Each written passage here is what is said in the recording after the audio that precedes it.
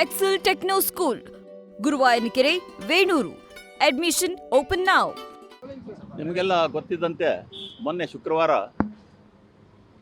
ಈ ಬಿಕ್ಲು ಶಿವ ಕೊಲೆ ಪ್ರಕರಣದಲ್ಲಿ 5ನೇ ಆರೋಪಿಯಾದಂತಹ ಶಾಸಕರಾಗಿರುವಂತಹ ಬೈರತಿ ಬಸವರಾಜರವರನ್ನು ದಸ್ತಗಿರಿ ಮಾಡಲಾಗಿತ್ತು ಮತ್ತು ನ್ಯಾಯಾಧೀಶರಾದಂತಹ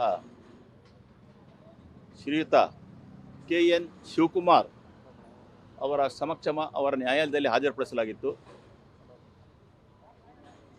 ಅವರ ಬಂಧನದ ತರುವಾಯ ಪ್ರಪ್ರಥಮವಾಗಿ ಕರ್ತವ್ಯದಂತೆ ತನಿಖಾಧಿಕಾರಿಯವರು ಸದರಿ ಆರೋಪಿತರನ್ನು ಬೋರಿಂಗ್ ಆಸ್ಪತ್ರೆಯಲ್ಲಿ ಹಾಜರುಪಡಿಸಿದಾಗ ಬೋರಿಂಗ್ ಆಸ್ಪತ್ರೆಯಲ್ಲಿ V4 ಮತ್ತು V6 ಹೃದಯಕ್ಕೆ ಸಂಬಂಧಪಟ್ಟಂಥ ಕೆಲವು ಏನೋ ಸ್ವಲ್ಪ ವ್ಯತ್ಯಾಸ ಇದೆ. ಈ ಕಾರಣಕ್ಕಾಗಿ ಇಕೋ ವರದಿಗಳನ್ನು ಪರಿಶೀಲಿಸಿ ಅವರು ಸ್ವಲ್ಪ ಹೆಚ್ಚಿನ ಒಂದು ಸಲಹೆಯನ್ನು ತಜ್ಞ ಸಂಸ್ಥೆಯಾದ ಜಯದೇವ ಆಸ್ಪತ್ರೆಯಿಂದ ಪಡ್ಕೊಳ್ಳಿ ಅಂತ ಅವರು ಅದರಲ್ಲಿ ಷರ ಬರೆದಿದ್ರು. ಅದನ್ನು ಗಮನಿಸಿದ ನ್ಯಾಯಾಧೀಶರಂಥ ಶ್ರೀ KN ಶಿವಕುಮಾರ್ ಅವರು ಪೊಲೀಸ್ ಕಸ್ಟಡಿಯ ಕೋರಿಕೆ ಇದ್ದಾಗ್ಯೂ ಸಹ ಆರೋಗ್ಯದ ದೃಷ್ಟಿಯಿಂದ ಆ ಒಂದು ವರದಿ ಜಯದೇವ ಹಾಸ್ಪಿಟಲಿಂದ ಪಡ್ಕೊಳ್ಳೋದು ಸೂಕ್ತ ಎಂದು ಜಯದೇವ ಆಸ್ಪತ್ರೆಯಲ್ಲಿ ಅವರಿಗೆ ಪೊಲೀಸ್ ಕಸ್ಟಡಿಯಲ್ಲಿಯೇ CID ಕಸ್ಟಡಿಯಲ್ಲಿಯೇ ಅವರಿಗೆ ಕಳಿಸಲಾಗಿತ್ತು. ಆ ಪ್ರಕಾರ ಅಲ್ಲಿ ಕೂಲಂಕುಷವಾಗಿ ಅವರು ಅವರ ಆರೋಗ್ಯವನ್ನು ತಪಾಸಣೆ ಮಾಡಿ ಇಂದು ವರದಿ ನೀಡಿ ಡಿಸ್ಚಾರ್ಜ್ ಮಾಡಿದ್ದಾರೆ. ಯಾವುದೇ ಆರೋಗ್ಯದ ಸಮಸ್ಯೆ ಇಲ್ಲ. ಬಹುತೇಕ ಎಲ್ಲ ಕಡೆಯಲ್ಲೂ ಕಾಲಮ್ಗಳಿಗೆ ಸಂಬಂಧಪಟ್ಟ ಕಾಲಮ್ಗಳಲ್ಲಿ ಹೃದಯಕ್ಕೆ ಸಂಬಂಧಪಟ್ಟಂತೆ ಇರ್ಬೋದು ಮತ್ತು ಇತರ ಕೆಲವು ಎಲ್ಲನೂ ನಾರ್ಮಲ್ ಅಂತಲೇ ಕೊಟ್ಟಿದ್ದಾರೆ.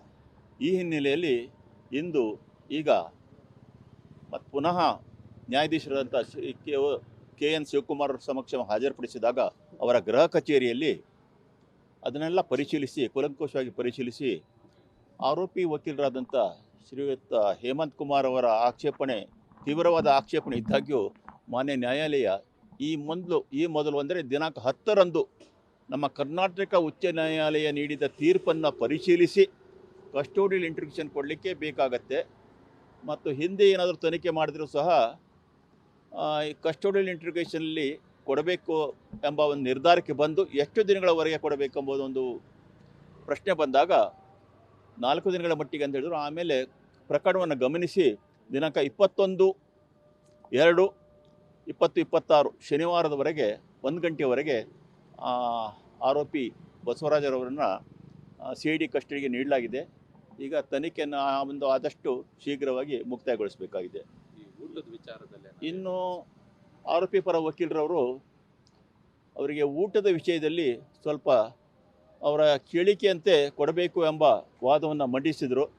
ಮಾನ್ಯ ನ್ಯಾಯಾಲಯ ಈ ಹಂತದಲ್ಲಿ ಈಗ ಜಯದೇವ ಆಸ್ಪತ್ರೆಯಿಂದ ಈಗ ಏನೋ ಕೊಟ್ಟಿದ್ದಾರೆ ವರದಿಯಲ್ಲಿ ಈ ಊಟದ ವಿಚಾರವೂ ಸಹ ಅವರು ಒಂದು ಚಾರ್ಟ್ ಕೊಟ್ಟಿದ್ದಾರೆ.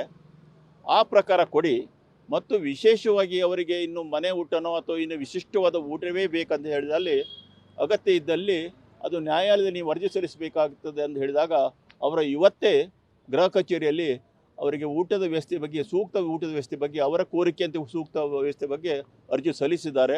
ಅದಕ್ಕೆ ಸರ್ಕಾರದ ಪರವಾಗಿ CID ಪರವಾಗಿ ನಾಳೆ ಡಾಕ್ಟರರ ಒಂದು ಅಭಿಪ್ರಾಯ ಪಡ್ಕೊಂಡು ಅದಕ್ಕೆ ತಕರಾರನ್ನು ಸಲ್ಲಿಸಿ ಆಕ್ಷೇಪಣೆಯನ್ನು ಸಲ್ಲಿಸಬೇಕಾಗಿ ಸಲ್ಲಿಸಿ ವಾದ ಮಂಡಿಸಲಾಗುವುದು. Thank you sir. ನಮಸ್ಕಾರ. ನ್ಯೂಸ್ ಫಸ್ಟ್ ನಿರ್ಭೀತಿಯಿಂದ ನಿಮ್ಮ ಪರವಾಗಿ.